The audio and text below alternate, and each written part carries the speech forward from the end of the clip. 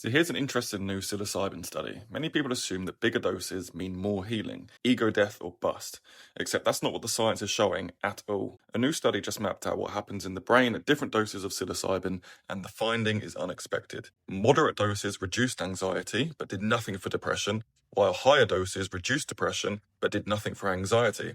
So it's not a volume knob where you just crank it up and get more of the same effect. Rather, different doses appear to unlock entirely different biological and behavioural outcomes. And when the researchers looked inside the brain, it got even more interesting. Both doses triggered signs of neuroplasticity, the brain getting ready to rewire, but actual new neural connections were only formed in the prefrontal cortex, not in the amygdala, which is known as the fear centre of the brain. The researchers say it's as if the brain has its own security system, allowing renovation in the thinking and mood centres while keeping the fear architecture locked down. It's as if the brain is saying, let's grow new connections where it helps, but let's not accidentally build new anxiety or fear pathways.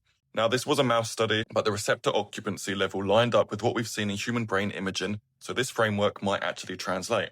And this type of research is so important because we're currently moving from an era of psychedelics seem promising to here's exactly how much, where in the brain, and for what condition. And that transition is needed if psilocybin is going to help as many people as possible. So to sum it up, the right dose isn't the biggest dose, it's the one that matches what you're actually trying to achieve. And the brain is far more selective about where it allows psychedelic-driven neuroplasticity than previously assumed.